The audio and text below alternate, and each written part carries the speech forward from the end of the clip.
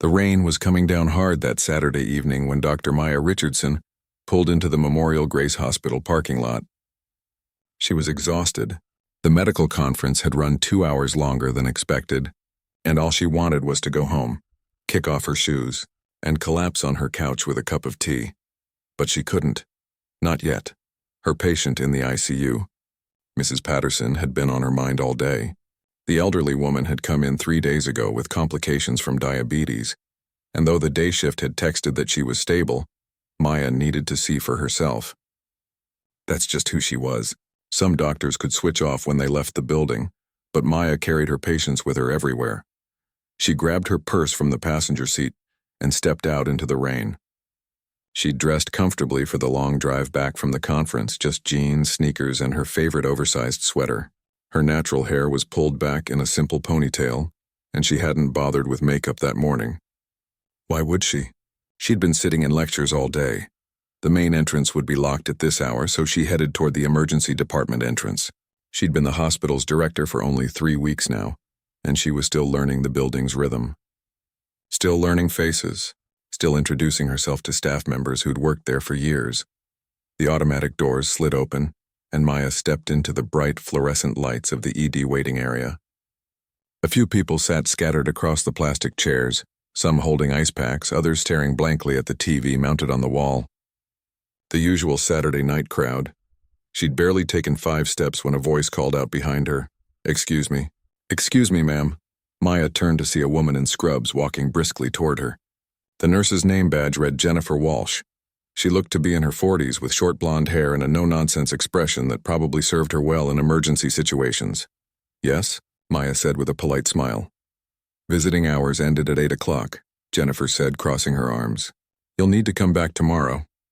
Maya glanced at the clock on the wall. It was 8:47. "Oh, I'm not a visitor. I'm here to check on a patient in the ICU. Jennifer's eyebrows went up. "Family can't visit ICU patients outside of designated hours. That's hospital policy." "I'm not family either," Maya explained patiently. "I'm a doctor here. I just need to pop up and check on Mrs. Patterson real quick." The nurse's expression hardened. "A doctor?" She said it like she didn't believe a single word. Her eyes traveled slowly from Maya's wet sneakers up to her casual sweater. "Right, and I'm the hospital president." Maya felt the first flutter of unease in her stomach. She'd dealt with assumptions before. Too many times. But usually people backed off once she explained. "I know I'm not in my usual work clothes," Maya said, keeping her voice calm and friendly. "I just got back from a conference and wanted to check on my patient before heading home." "Uh-huh." Jennifer's arms tightened across her chest. "Look, I don't know what you're trying to pull, but you need to leave now." "I'm not trying to pull anything," Maya said, reaching into her purse. "I have my hospital ID right here." "Oh, please." Jennifer actually laughed, a sharp, dismissive sound. "Anyone can get a fake badge these days. You think I was born yesterday?" Maya pulled out her ID anyway and held it up. The photo was recent, showing her in her white coat with her credentials clearly visible. Dr. Maya Richardson, MD, hospital director. Jennifer barely glanced at it. "Nice try. Those things are printed online for like $10. I've seen it before." "This is a real hospital ID," Maya said, her patience starting to fray at the edges. "You can verify it with—" "I'm not verifying anything," Jennifer cut her off. "What I'm doing is asking you to leave before I call security. We've had problems with people wandering around the hospital after hours, and I'm not about to let it happen on my watch." A few people in the waiting area were watching now. Maya felt heat creeping up her neck. This was ridiculous. She was the director of this hospital, standing in her own emergency department being treated like a criminal. "Is there a supervisor on duty I can speak to?" Maya asked. Jennifer's face flushed red. "I am the senior nurse in this department tonight, and I'm telling you to leave. Don't make this harder than it needs to be." "I'm not trying to make anything hard," Maya said, frustration seeping into her voice despite her best efforts. "I'm trying to do my job and check on my patient. If you would just call upstairs or verify my credentials, that's it." Jennifer pulled out her phone. "Security. This is Jennifer Walsh in ED. I need someone down here right away. We have a trespasser refusing to leave the building." Maya's heart sank. This was actually happening. "This is completely unnecessary." "Save it," Jennifer snapped, holding up her hand. You can explain it to security." The next 5 minutes felt like an eternity. Maya stood there, her wet sweater clinging uncomfortably to her shoulders, while Jennifer kept a watchful eye on her from several feet away. The nurse had that satisfied look on her face like she'd just caught someone trying to rob the place. When the 2 security guards arrived, Maya felt a flicker of hope. Surely they would recognize her. Surely someone would sort this out. But the guards were new. She'd never seen them before. And when Jennifer launched into her explanation, pointing at Maya like she was some kind of threat, Maya watched their expressions shift from neutral to suspicious. "Ma'am, we're going to need you to come with us," the older guard said. "I work here," Maya said, hearing the edge in her own voice now. "I'm Dr. Maya Richardson. I'm the hospital director." "This is all a misunderstanding." The younger guard glanced at Jennifer, who shook her head firmly.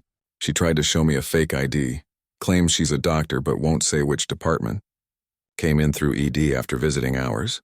"I came through ED because it's the only entrance open," Maya said. "And I did tell you I'm checking on a patient in ICU. My ID is real. You can call—" "Ma'am, we need you to come with us," the older guard repeated, reaching for her arm. "Don't touch me," Maya said sharply, stepping back. "I'm telling you, I work here. Call the administrative office. Call Dr. Peterson in ICU, call anyone." But it was too late. The situation had already spiraled beyond reason. The guards, following Jennifer's lead and seeing a casually dressed woman refusing to cooperate, made their decision. They didn't grab her, but they positioned themselves on either side, making it clear she had no choice. The walk through the ED waiting area to the exit was the longest walk of Maya's life. Every eye was on her. She heard whispers, saw people pulling out their phones, probably recording. One elderly man looked away, embarrassed for her. Jennifer followed behind them, her footsteps quick and purposeful, like she was personally ensuring the threat was removed from her hospital. When they reached the doors, the older guard finally spoke in a quieter voice. "Look, I don't know what's going on, but you need to leave and not come back tonight. If you really work here, you can sort it out on Monday." Maya stood in the rain, watching the doors slide closed behind her. Through the glass, she could see Jennifer talking to someone, probably explaining what had just happened, probably feeling proud of herself. Maya walked slowly back to her car, the rain soaking through her sweater, mixing with tears she hadn't realized were falling. She sat in the driver's seat, gripping the steering wheel, trying to steady her breathing. She'd been kicked out of her own hospital. Not because she'd done anything wrong, not because she was actually a threat, but because a nurse had looked at her, seen a black woman in casual clothes, and decided she didn't belong. Maya pulled out her phone and scrolled through her contacts. She should call someone. Report this. Make it right immediately, but then she stopped. No, not tonight. Tonight she would go home. She would think. And on Monday she would handle this the right way. Not with anger, though she had every right to be angry. Not with immediate punishment, though there would be consequences. She would use this moment to do something bigger. Something that mattered, because this wasn't just about her. It was about every person who'd ever been looked at and found wanting because of the color of their skin. Every patient who'd been dismissed. Every staff member who'd been underestimated. Maya started her car and pulled out of the parking lot, leaving Memorial Grace Hospital behind in the rain, but she'd be back on Monday. And everything was about to change. Maya sat in her car for 20 minutes before she could bring herself to turn the key in the ignition. The rain had slowed to a drizzle now, droplets sliding down the windshield like tears. She watched them, her mind replaying the scene over and over. Jennifer's dismissive laugh, the way the security guards had looked at her with suspicion, the whispers in the waiting room. The phones pointed in her direction. She'd been humiliated before. Growing up, she'd learned early that some people would always see her skin color before they saw anything else. In medical school, a patient had once refused to let her examine him, insisting on a real doctor. During her residency, she'd been mistaken for a janitor, a cafeteria worker, even a patient's family member looking for handouts. But this felt different. This was her hospital. She'd worked so hard to get here, sacrificed so much, and in one moment all of that had been stripped away because a nurse had looked at her and decided she was a threat. Maya finally started the car. Her hands were still shaking. The drive home was a blur. She barely remembered the route, her mind too busy spinning through her options. She could call the board of directors right now. Wake them up. Demand immediate action. Jennifer would be fired by morning. The security guards suspended. She had that power. But then what? One nurse fired, 2 guards reprimanded, and nothing would really change. The hospital would issue an apology. They'd say all the right things about diversity and inclusion.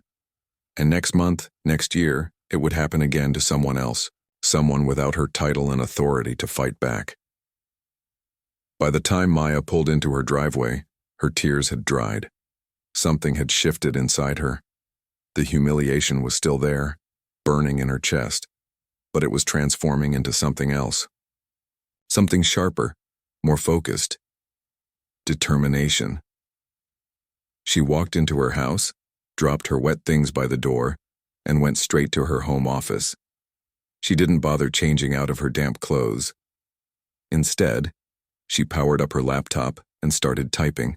She began documenting everything, every detail of what happened, the exact time, what was said, who was there. She wanted it all recorded while it was fresh. But more than that, she started digging into the hospital's records. She pulled up the incident reports from the past 2 years. It didn't take long to find what she was looking for, and what she found made her stomach turn. There were complaints, lots of them. A black patient reported being ignored in the ED for hours while white patients who arrived after her were seen first.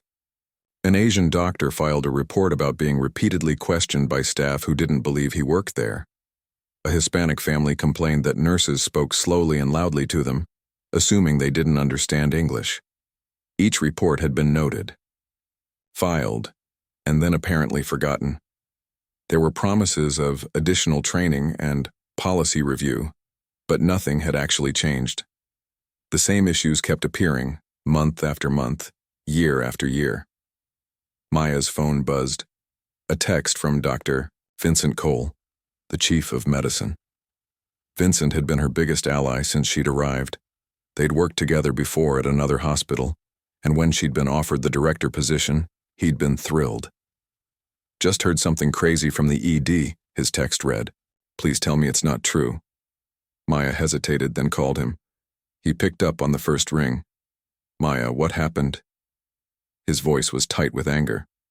I just got a call from one of the ED docs. He said Jennifer Walsh kicked you out of the hospital?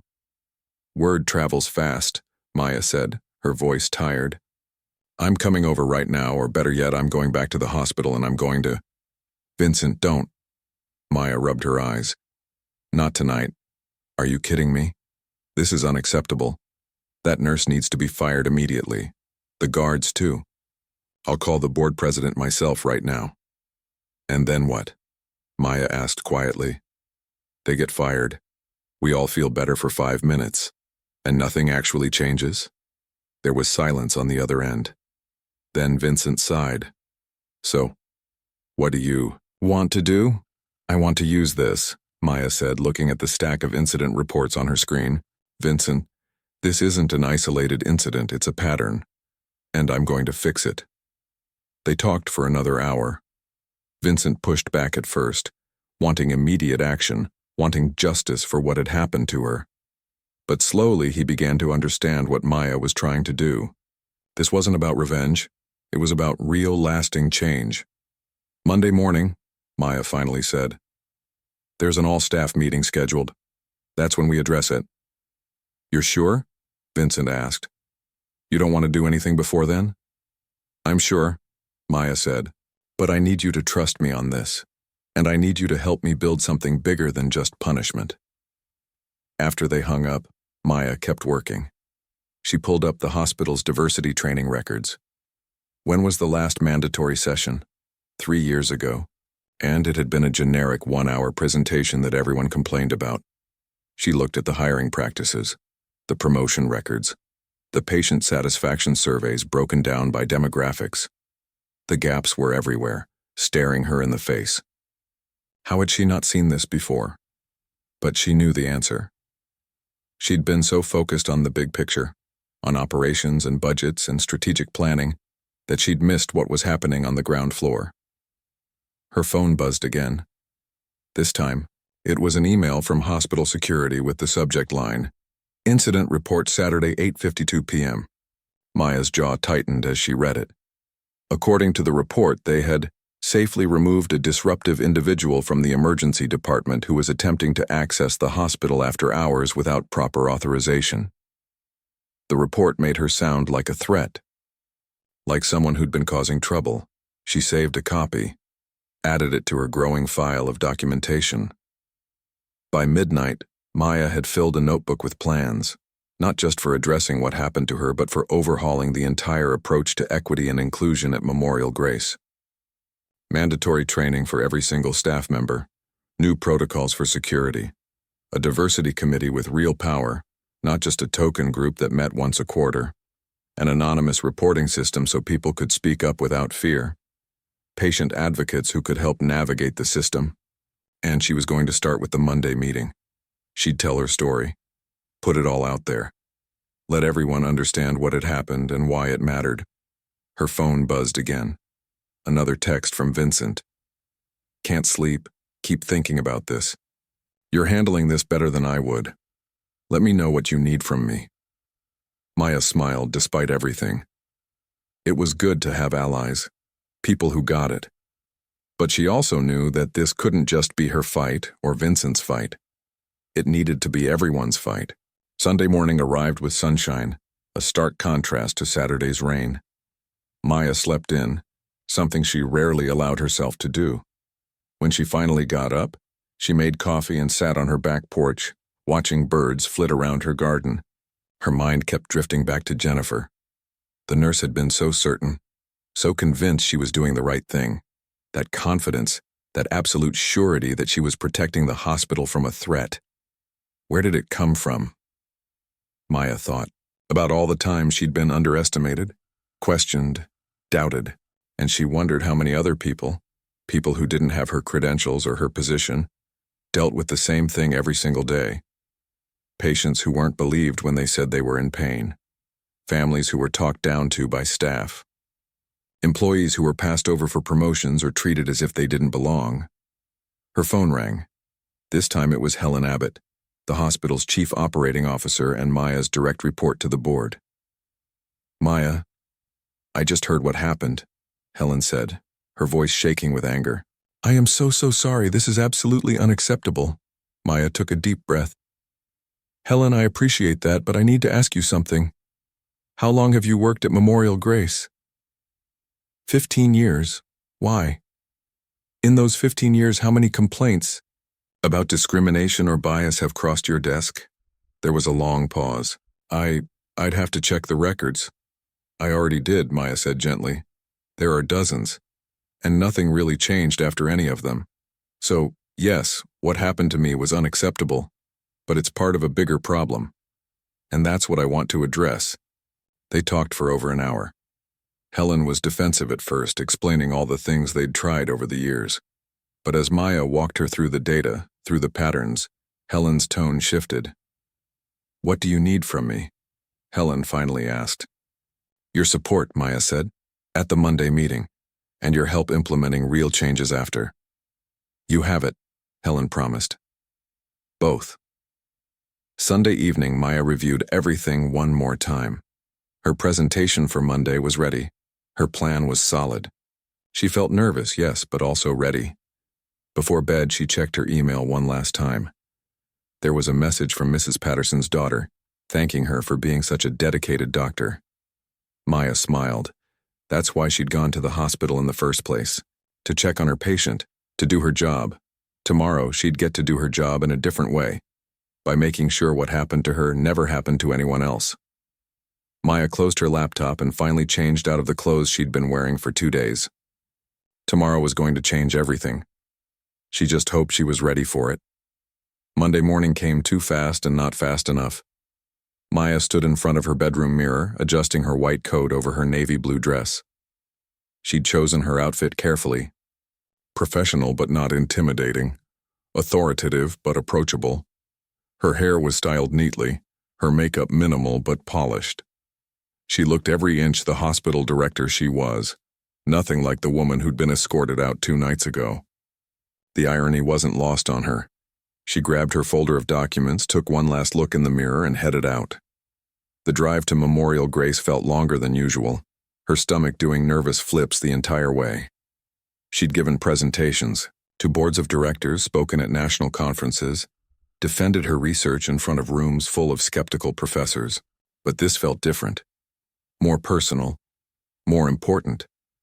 Maya parked in her reserved spot near the main entrance. She sat for a moment, breathing deeply, centering herself. Then she got out and walked through the front doors with her head held high. "Good morning, Dr. Richardson," the receptionist called out cheerfully. "How was your weekend?" Maya managed to smile. "Eventful. Is the conference room set up for the meeting?" "Yes, ma'am. It checked all the equipment this morning." Maya thanked her and headed to her office first. She needed a few minutes alone before facing everyone. Her assistant, Patricia, was already there with coffee waiting. "Big day," Patricia said, handing her the cup. "Word's gotten around about Saturday night. The staff is, well, let's just say there's a lot of talk." "I bet there is," Maya said, sinking into her chair. "How bad is the gossip mill?" Patricia hesitated. "Some people are outraged on your behalf. Some are pretending they don't know anything about it. And a few are saying you're overreacting." She paused. "Jennifer Walsh called in sick this morning." Maya looked up. "She did?" "Yeah. But Helen called her personally and told her she needed to be at this meeting. No exceptions." Maya nodded slowly. Part of her felt bad for Jennifer. The woman had no idea what was coming. But another part, the part that still felt the sting of humiliation, thought she deserved every uncomfortable moment ahead. By 9:45, Maya made her way to the large conference room. It was already filling up. Department heads, senior nurses, administrative staff, even some residents who'd heard something big was happening. The room buzzed with conversation. Vincent caught her eye from across the room and gave her an encouraging nod. Helen was there too, sitting in the front row, her expression supportive but serious. And then Maya saw Jennifer. The nurse sat near the back, her face pale, eyes fixed on the table in front of her. She'd obviously heard the rumors. She knew something was wrong. But from the confused, worried look on her face, she hadn't connected all the dots yet. At 10 o'clock sharp, Helen stood and called the meeting to order. The room quieted immediately. "Thank you all for being here," Helen began. "I know Mondays are busy, so we appreciate you taking time for this important all-staff meeting. We have some significant announcements and policy changes to discuss today." She paused, looking around the room. "I'd like to introduce Dr. Maya Richardson, our hospital director, who will be addressing some critical matters." Maya stood and walked to the front. She'd given 1,000 presentations before, but her hand still trembled slightly as she set down her folder. "Good morning, everyone," she began, her voice steady despite her nerves. "Some of you know me well. Others have only met me in passing. I've been your director for 3 weeks now, and I've spent that time learning about Memorial Grace, meeting staff, reviewing operations, and understanding how we can better serve our community." She clicked to the first slide. It was blank except for one line, Saturday, 8:47 p.m. "But this morning I want to talk about something that happened this past Saturday evening. Something that's going to serve as a turning point for this hospital." The room was dead silent now. Maya could see people leaning forward, phones being put away, all attention focused on her. "Saturday evening I returned from a medical conference. I was dressed casually, tired from a long day. I stopped by the hospital to check on one of my patients in the ICU, a dedicated physician doing what many of you do regularly, putting patients first even on your time off." Maya paused, letting that sink in.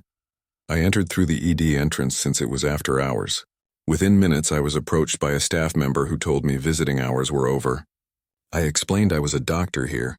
She didn't believe me."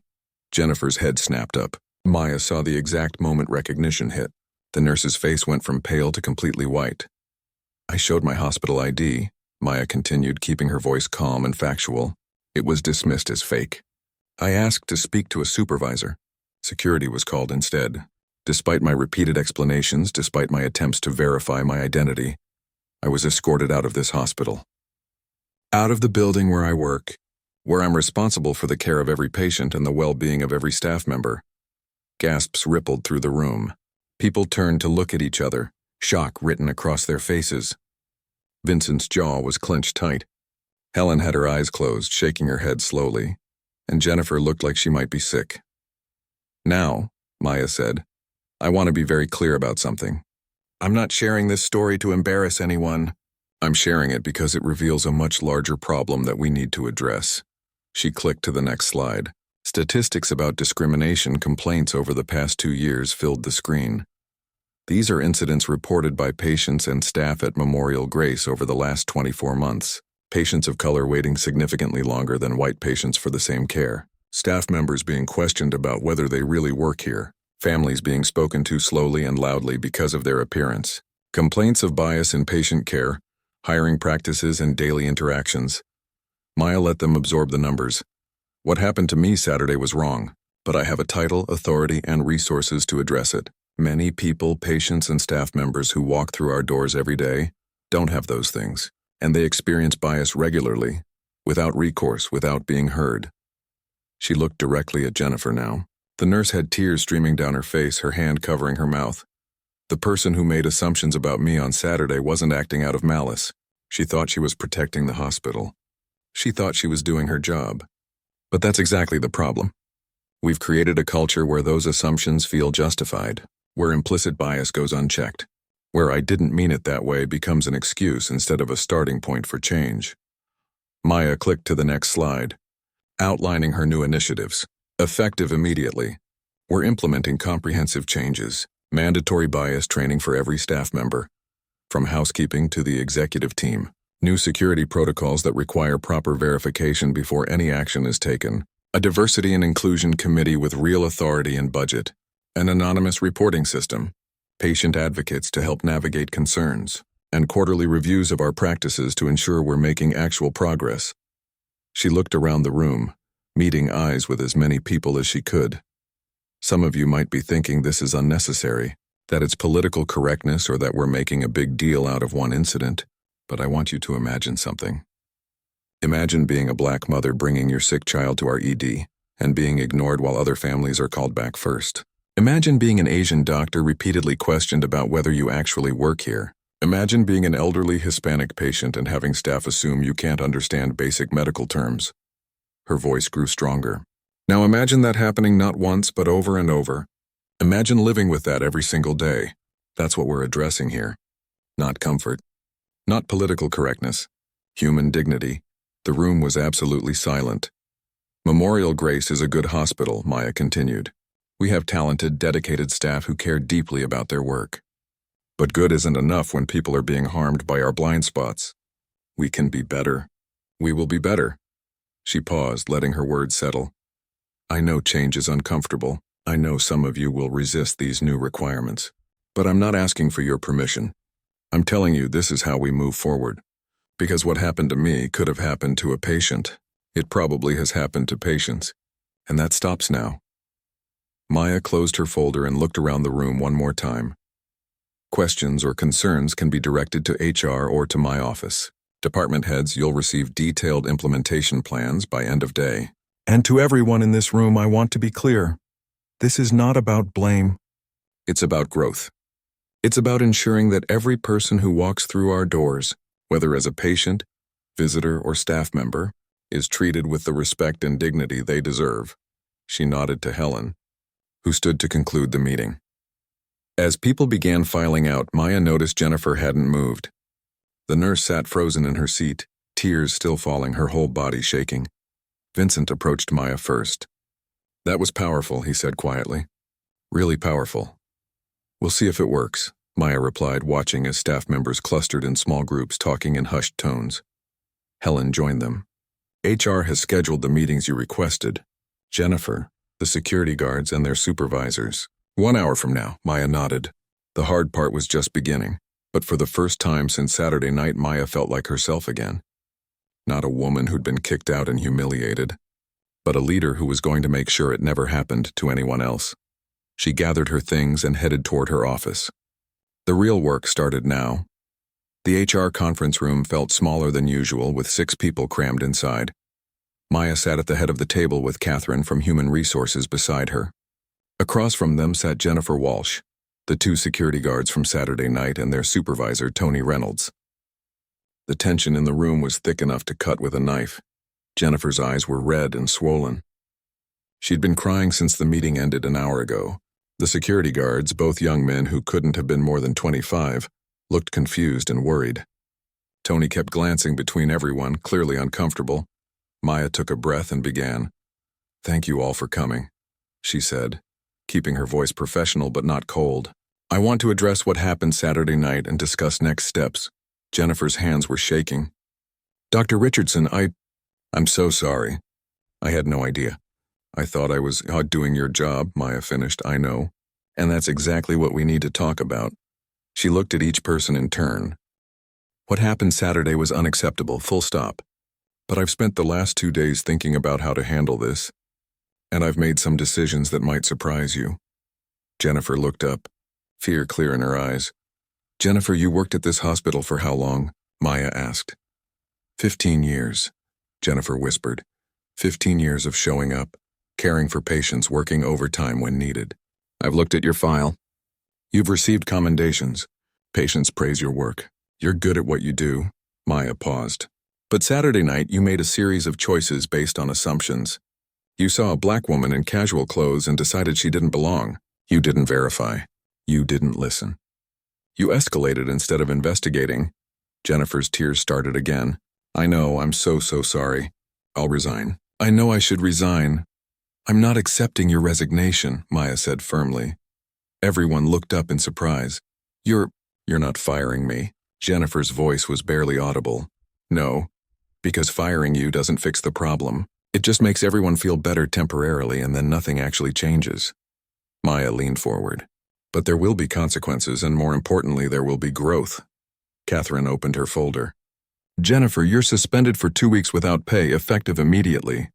During that time, you'll complete an intensive bias awareness program with a professional consultant. You'll attend listening sessions with patients and staff who have experienced discrimination in healthcare settings, and you'll write a detailed reflection on the incident and what you learned." Jennifer nodded, wiping her eyes. "I'll do it, all of it. I promise." Maya turned to the security guards. "You two, walk me through your training on verifying credentials." The older guard, David, spoke up. "We're supposed to check IDs and call to verify if something seems off. Did you do that Saturday?" David looked down. "No, ma'am. Nurse Walsh seemed certain and we followed her lead." "That's the problem," Tony, their supervisor, interjected. "And that's on me as much as them. We need better protocols." "Agreed," Maya said. "David, Luis, you'll both receive formal reprimands in your files. You'll complete the same bias training as all staff. And Tony, you'll work with Catherine to revise security protocols. From now on, verification happens every time. No exceptions. No matter how certain someone seems." The guards nodded, looking relieved it wasn't worse. Maya stood up. "I want to be crystal clear with all of you. This isn't about shame or punishment for punishment's sake. It's about understanding why this happened and making sure it never happens again. Jennifer, when you come back from suspension, we're going to need people like you, people who've learned and grown, to help train others. Can you do that?" Jennifer looked up, surprise mixing with something else. "Hope, maybe. You'd trust me to do that?" "I'm giving you the chance to earn that trust back," Maya said. "What you do with it is up to you." After the meeting ended and everyone filed out, Catherine stayed behind with Maya. "That was generous," Catherine said carefully. "Some people won't understand it." "I know," Maya replied. "But I'm not interested in revenge. I'm interested in change. And change requires giving people the opportunity to grow. Even when they've hurt you?" Maya was quiet for a moment. "Especially then. Because if we just fire everyone who makes mistakes, we lose the chance to show what real accountability and growth look like." The next 2 weeks were a whirlwind. Maya held her first listening session, a small group meeting where staff could share their experiences. She'd expected maybe 5 or 6 people. 20 showed up. A young nurse from the ICU talked about being mistaken for a patient's daughter 3 times in 1 week. A janitor described being invisible, how doctors would discuss confidential patient information right in front of him like he wasn't even there. An older doctor, originally from India, shared stories of patients refusing his care and demanding an American doctor. Maya listened to every story, took notes, and felt her resolve strengthen with each one. Vincent became her most vocal supporter, using his position as chief of medicine to call out problems when he saw them. After one department head complained about the new training requirements being a waste of time, Vincent shut him down immediately. If you think learning not to discriminate is a waste of time, maybe you need to reconsider whether this is the right place for you, Vincent said in a staff meeting that became legendary within days, but not everyone was on board. Some doctors grumbled about political correctness. A few nurses complained that they now had to walk on eggshells. An anonymous letter appeared in Maya's inbox calling her initiatives divisive and accusing her of playing the race card. Maya read every complaint. Some she addressed directly. Others she filed away, understanding that change always created resistance. Patricia knocked on her office door one afternoon. "Dr. Richardson, you have a visitor." Jennifer Walsh stood in the doorway looking nervous. "I know I'm still suspended," Jennifer said quickly, "but I wanted to show you something." She handed Maya a folder. Inside was her reflection assignment, pages and pages of handwritten notes. "I've been doing the training," Jennifer explained, "and it's been hard, really hard. Seeing myself through that lens, understanding all the times I made assumptions without even realizing it." She took a shaky breath. "I wrote about Saturday, but I also wrote about other times. Patients I dismissed, colleagues I didn't take seriously. All because of unconscious bias I didn't know I had." Maya skimmed through the pages. The writing was raw, honest, painful to read. "There's this one part," Jennifer continued, "where the consultant asked me to imagine how it felt for you, standing there showing your ID, explaining who you were and having me refuse to believe you, having me treat you like a criminal." Her voice broke. "Dr. Richardson, I have never felt more ashamed in my life. Shame can be useful," Maya said gently, "if it leads to change." "Is it?" "Yes," Jennifer said firmly. "I want to be better. I want to do better. And I know I can't undo what I did, but I can make sure I never do anything like it again." Maya nodded. Then we moved forward. By the end of the month, the changes were starting to take root. The Diversity and Inclusion Committee held its first meeting, with representatives from every department and every level of the hospital. Maya gave them real authority and an actual budget, not just token power. New patient advocates started their training, learning how to help families navigate the healthcare system and speak up when they saw problems. The mandatory bias training began, and while some people went through the motions, others had genuine moments of realization. Maya heard stories of staff members apologizing to colleagues for past behavior, of doctors examining their own practices with fresh eyes. Vincent pulled Maya aside one day after rounds. "You know what I've noticed? People are actually talking about this stuff now. Before everyone just ignored it or pretended it didn't happen. Now it's out in the open." "That's the point," Maya said. "You can't fix what you won't acknowledge." Not everything was smooth. There were stumbles, uncomfortable conversations, and moments when Maya wondered if she was pushing too hard too fast. But then she'd get an email from a patient thanking her for making them feel heard. Or a staff member would share a story of speaking up about bias when they would have stayed silent before, and she'd know they were on the right path. One evening, as Maya was packing up to leave, Helen stopped by her office. "The board meeting is next week," Helen said. "They want an update on all your initiatives." "And?" Maya could read Helen's expression. "And some of them are nervous about the cost and the disruption. They want to know if it's really necessary." Maya smiled, though it didn't quite reach her eyes. "Tell them if they'd addressed this years ago, it wouldn't have taken their hospital director getting kicked out to force change. Tell them we're not stopping, and tell them if they don't like it, they can find a new director." Helen grinned. "I'll phrase it more diplomatically, but yeah, I'll tell them." After Helen left, Maya looked around her office. Photos of her family on the shelf. Her diplomas on the wall. The view of the hospital campus through her window. Saturday night felt like a lifetime ago. The humiliation had faded, replaced by something stronger. Purpose. She wasn't just running a hospital anymore. She was changing it. One policy, one conversation, one person at a time. And that made everything worth it. 3 months had passed since that rainy Saturday night, and Memorial Grace Hospital looked the same from the outside. Same brick building, same parking lot, same emergency department entrance. But inside, everything had changed. Maya stood in the back of the training room, watching Jennifer lead a group of new nurses through a session on implicit bias. She'd been back at work for 6 weeks now, and the transformation was remarkable. "I want to tell you about the worst mistake I ever made," Jennifer was saying to the group of 20 young nurses. 3 months ago, I kicked the hospital director out of the building because I made assumptions based on how she looked. The nurses shifted uncomfortably in their seats. Jennifer's story had become somewhat famous at Memorial Grace, but hearing it directly from her was different. "I was so sure I was right," Jennifer continued, her voice steady but emotional. "I didn't verify. I didn't listen. I saw a black woman in casual clothes and decided she was a threat. And in doing that, I didn't just hurt Dr. Richardson. I betrayed everything nursing is supposed to be about: care, compassion, and seeing the person in front of you." One of the new nurses raised her hand. "But how do you make sure you don't do that? Make assumptions, I mean?" Jennifer nodded. "That's the question, isn't it? And here's what I've learned. You can't just wish away your biases.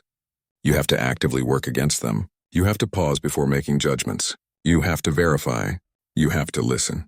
And most importantly, you have to stay humble enough to admit when you're wrong." Maya slipped out before the session ended. She had a board meeting in an hour, and she needed to prepare. In her office, she reviewed the quarterly report one more time. The numbers told a story she was proud of, though she knew the work was far from finished. Patient satisfaction scores were up across the board, but especially among patients of color. Wait times in the ED had evened out significantly. The anonymous reporting system had received 42 submissions in 3 months, and every single one had been investigated and addressed. Staff retention had improved. They'd had fewer complaints and more commendations. 3 nurses had been promoted after the new equity reviews revealed they'd been overlooked for years, despite excellent performance. But maybe the most important change was harder to measure.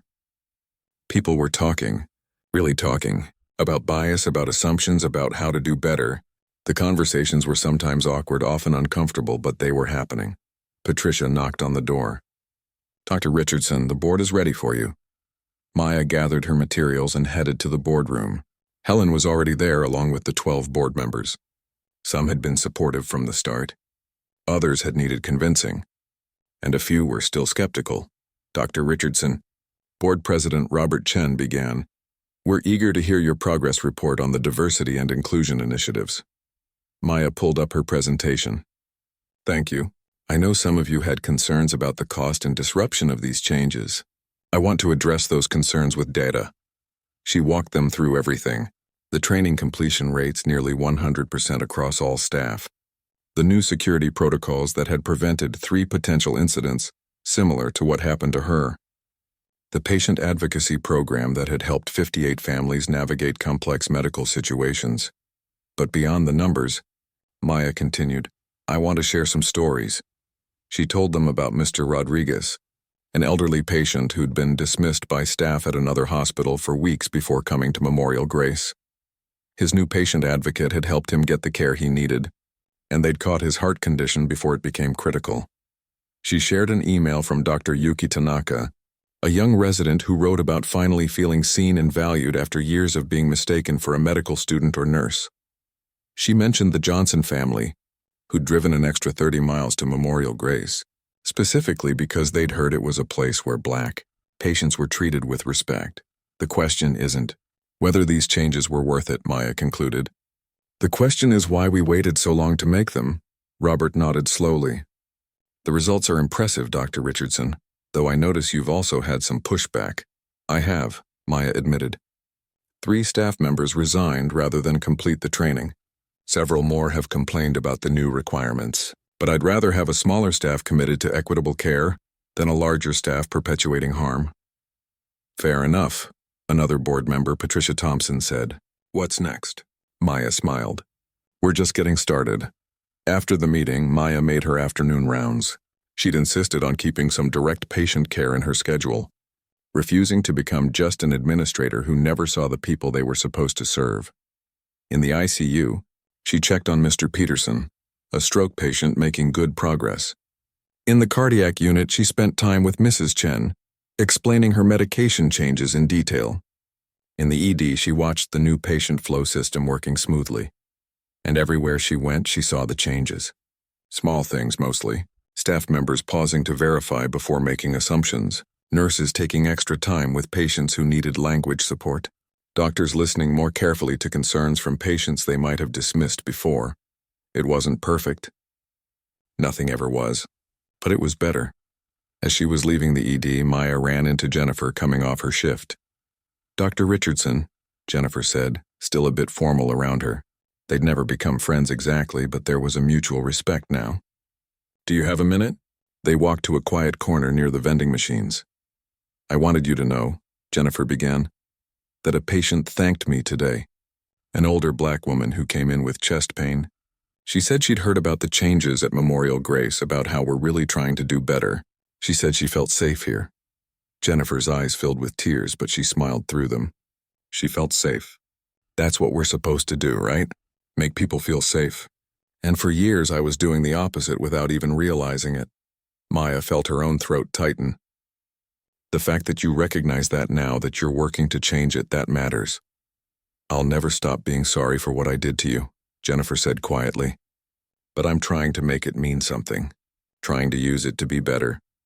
"That's all any of us can do," Maya replied. "Acknowledge our mistakes and do better." As Maya walked to her car that evening, her phone buzzed. A text from Vincent. "Great board presentation. Also, remember that conference thing Saturday?" The keynote speaker canceled. "They're asking if you'd do it." Maya smiled. "A medical conference." Where this whole thing had started, she typed back, "What's the topic?" "Leadership through adversity." "Perfect for you." Maya thought about it for a moment, then replied, "Tell them yes, but I'm wearing jeans."